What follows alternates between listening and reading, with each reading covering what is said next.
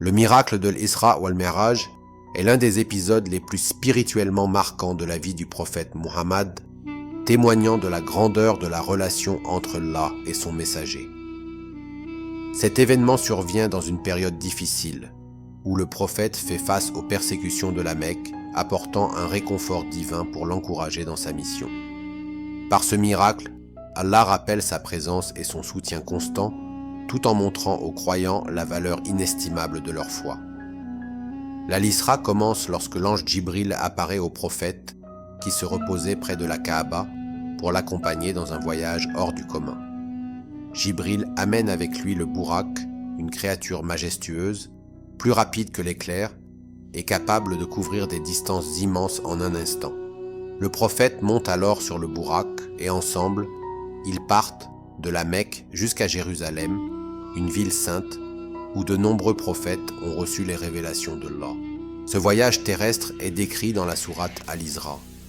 Gloire et pureté à celui qui de nuit fit voyager son serviteur de la mosquée sacrée à la mosquée la plus éloignée, dont nous avons béni l'alentour, afin de lui faire voir certaines de nos merveilles. En vérité, c'est lui l'audient, le clairvoyant. Coran 17, 1. En arrivant à Jérusalem, le prophète attache le Bourak près de la mosquée Al-Aqsa, un lieu sacré avant même l'islam, et entre dans l'édifice. Là, il rencontre des prophètes comme Ibrahim, Moussa et Issa. Dans un moment exceptionnel, il dirige la prière en leur présence, symbolisant l'unité et la continuité du message divin. Puis commence la seconde phase du voyage, le Maraj ou ascension céleste. Sous la guidance de Djibril, le prophète entame une ascension à travers les 7 cieux, chacun étant un lieu de rencontre avec des prophètes précédents. Dans le premier ciel, il rencontre Adam, qui le salue chaleureusement. Dans les niveaux suivants, il est accueilli par Yahya, Jean-Baptiste, et Issa dans le deuxième ciel, Youssouf dans le troisième, Idriss dans le quatrième, Haroun dans le cinquième, et Moussa dans le sixième, qui témoignent d'une émotion particulière pour la communauté du prophète. Finalement, dans le 7e ciel, il rencontre Ibrahim auprès de la maison peuplée, Al-Baït al-Mamour, un lieu de prière céleste autour duquel les anges font des tours, en un écho spirituel de la Kaaba terrestre. Après avoir traversé les 7 cieux, le prophète est conduit au Sidrat al-Muntaha, un arbre majestueux marquant les limites de la connaissance divine accessible aux créatures. Djibril s'arrête ici, car même lui ne peut franchir cette limite. Seul le prophète continue, honoré par la présence divine de Allah, un moment au-delà des mots humains.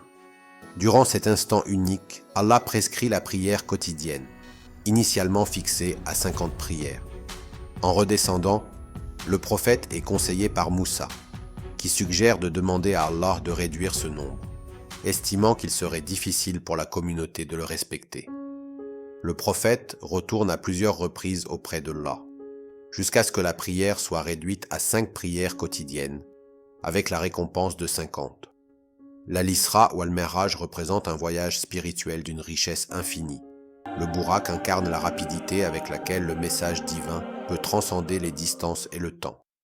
La rencontre avec les prophètes montre que l'islam s'inscrit dans la continuité des messages antérieurs, unissant les croyances monothéistes en une fraternité universelle.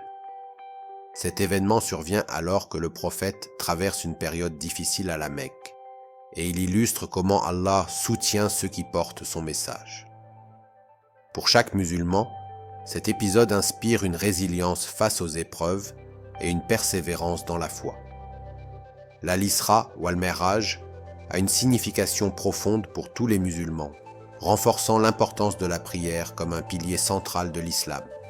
À travers les 5 prières quotidiennes, chaque croyant renouvelle son lien avec Allah et se rappelle que la foi est un chemin qui exige dévouement et constance. Cet événement montre également la miséricorde divine et l'intercession des prophètes pour alléger les pratiques de la communauté, tout en préservant leurs récompenses. Pour les musulmans, Cet épisode est une invitation à rechercher toujours plus de proximité avec Allah, à se fortifier dans les moments de difficulté et à marcher sur les traces du prophète avec une foi et une humilité profonde.